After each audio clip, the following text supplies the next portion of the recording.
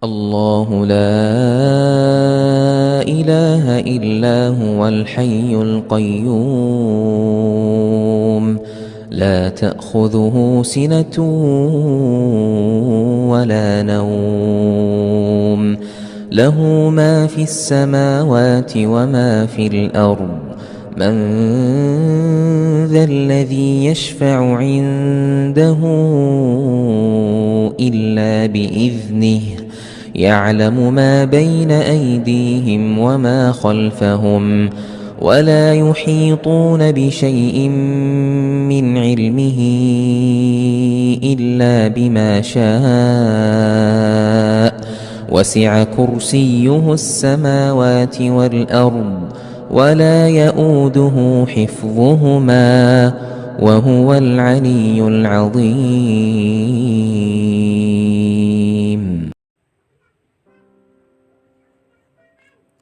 Tafsirnya yaitu Allahu la ilaha, Allah tidak ada Tuhan, artinya tidak ada sesembahan yang sebenarnya di dalam wujud ini.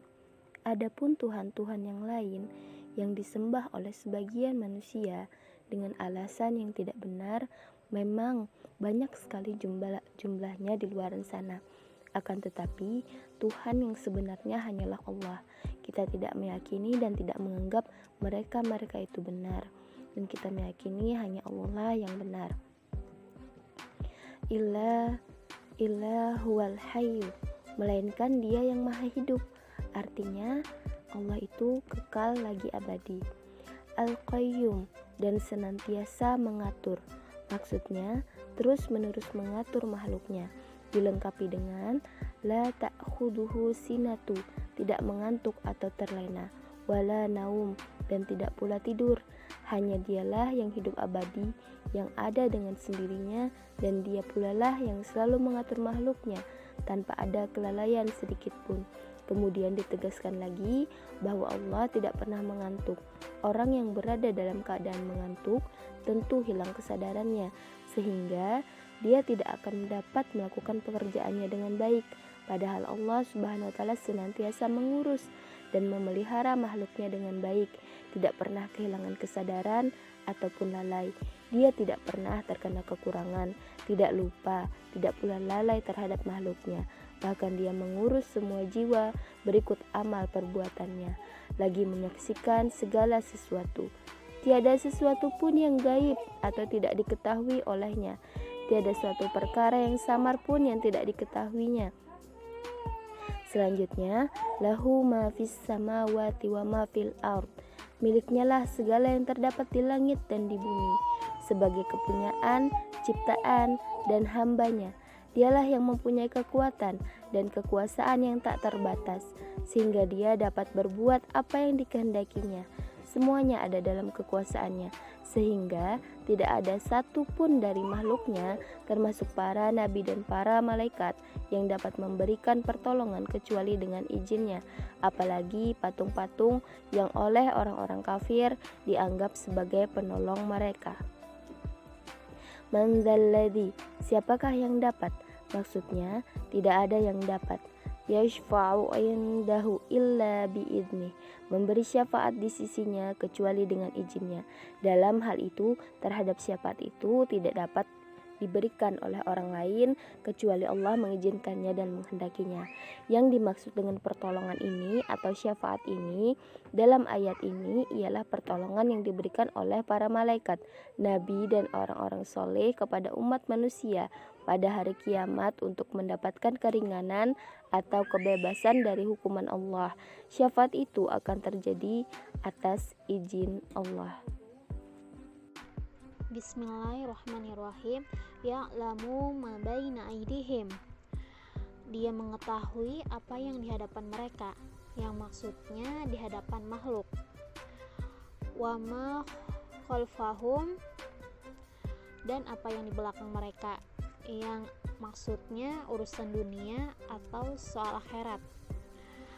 Wala yuhituna bisayyin min ilmihi, sedangkan mereka tidak mengetahui suatu pun dari ilmunya yang maksudnya manusia tidak tahu sedikit pun dari apa yang diketahui oleh Allah itu, illa bimasya, melainkan sekadar yang dikehendakinya, yang maksudnya untuk mereka ketahui melalui pemberitaan dari para rasul.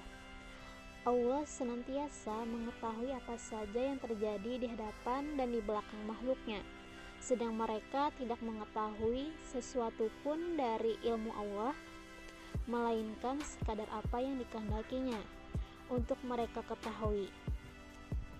Ayat ini merupakan dalil yang menunjukkan bahwa pengetahuan Allah meliputi semua yang ada, baik masa lalu, masa sekarang, maupun masa depannya. Lanjut, wasi'a kursiyus samawati wal ard, kursinya meliputi langit dan bumi, yang maksudnya ada yang mengatakan bahwa ialah ilmunya, ada pula yang mengatakan kekuasaannya, dan ada pula kursi itu sendiri yang mencakup langit dan bumi karena kebesarannya. Wala yauduhu hifjuhuma, dan tidaklah berat baginya memelihara keduanya, yang maksudnya memelihara langit dan bumi itu. Dan maksudnya lagi, tidak memberatkannya dan tidak mengganggunya sama sekali memelihara langit dan bumi serta semua makhluk yang ada pada keduanya. Bahkan hal tersebut mudah dan sangat ringan baginya. Dialah yang mengatur semua jiwa beserta semua apa yang diperbuatnya. Dialah yang mengawasi segala sesuatu, tidak ada sesuatu pun yang terhalang darinya, dan tiada sesuatu pun yang gaib baginya. Segala sesuatu seluruhnya hina di hadapannya, dalam keadaan tunduk dan patuh bila dibandingkan dengannya, lagi berhajat kepadanya, sedangkan Dia Maha Kaya lagi Maha Terpuji, Maha melakukan semua yang dikehendakinya, tidak dimintai pertanggungjawaban tentang apa yang dilakukannya, sedangkan mereka dimintai pertanggungjawaban. Dia Maha menang atas segala sesuatu, Maha menghitung atas segala sesuatu, Maha mengawasi ataupun waspada, Maha agung. Tidak ada Tuhan selain Dia dan tidak ada Rob selain Dia. Selanjutnya, wahuwal aliyul azim, dan Dia Maha tinggi lagi Maha besar, yang maksudnya sehingga menguasai semua makhluknya. Kursi Allah mencakup langit dan bumi. Allah tidak merasa berat sedikit pun dalam memelihara makhluknya yang berada di langit dan di bumi dan di semua alam ciptaannya. Allah Maha tinggi lagi Maha besar. Mereka tidak mengetahui ilmu Allah kecuali apa yang telah dikehendakinya untuk mereka ketahui. Dengan demikian, yang dapat diketahui oleh manusia hanyalah sekedar apa yang dapat dijangkau oleh pengetahuan yang telah dikaruniakan Allah kepada mereka, dan jumlahnya amat sedikit dibandingkan dengan ilmunya yang luas. Ayat ini disebut ayat kursi. Ia mempunyai kedudukan yang besar. Di dalam sebuah hadis sahih dari Rasulullah Shallallahu Alaihi Wasallam disebutkan bahwa ayat kursi merupakan ayat yang paling utama di dalam kitabullah. Imam Ahmad mengatakan, telah menceritakan kepada kami Abdur Razak, telah menceritakan kepada kami Sufyan dari Sa'id al-Jariri, dari Abu Salil, dari Abdullah ibnu Rabbah, dari Umay ibnu Kab, bahwa Nabi Shallallahu Alaihi Wasallam pernah bertanya kepadanya, ayat kitabullah manakah yang paling agung? Ubay menjawab, Allah dan Rasulnya lebih mengetahui. Nabi Shallallahu Alaihi Wasallam mengulang-ulang pertanyaannya, maka Ubay menjawab ayat kursi. Lalu Nabi Shallallahu Alaihi Wasallam bersabda, selamatlah dengan ilmu yang kamu miliki, hai Abdul Mudzir. Demi Tuhan yang jiwaku berada di dalam genggaman kekuasaannya, sesungguhnya ayat kursi itu mempunyai lisan dan sepasang bibir yang selalu menyucikan Tuhan yang Maha Kuasa di dekat pilar Arasy. Hadis ini diriwayatkan oleh Imam Muslim dari Abu Bakar ibnu Abu Saibah, dari Ala ibnu Abdul A'la, dari Al-Jariri dengan lafaz yang sama. Akan tetapi pada hadis yang ada pada Imam Muslim tidak terdapat kalimat demi Tuhan yang jiwaku berada di dalam genggaman kekuasaannya hingga akhir hadis. Imam Bukhari di dalam bab Fadalil Quran, keutamaan Al-Quran, yaitu bagian wakalah mengenai sifat iblis dalam kitab sahihnya mengatakan bahwa Utsman ibnu Haisam yang dijuluki Abu Amr mengatakan telah menceritakan kepada kami Auf dari Muhammad ibnu Sirin dari Abu Hurairah radhiyallahu anhu yang menceritakan hadis berikut. Rasulullah Shallallahu Alaihi Wasallam menugasi diriku untuk menjaga hasil zakat Ramadan.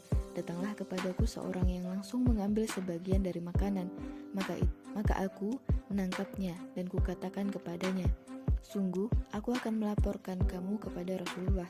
Ia menjawab, lepaskanlah aku, sesungguhnya aku orang yang miskin dan banyak anak, serta aku dalam keadaan sangat perlu makanan. Aku melepaskannya.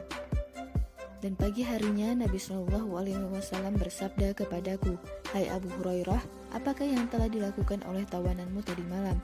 Aku menjawab, wahai Rasulullah, dia mengadu tentang kemiskinan yang sangat dan banyak anak, hingga aku kasihan kepadanya, maka aku lepaskan dia.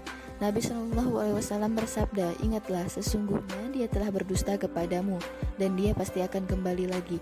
Aku mengetahui bahwa dia pasti akan kembali karena sabda Rasulullah Shallallahu Alaihi Wasallam yang mengatakan bahwa dia akan kembali lagi.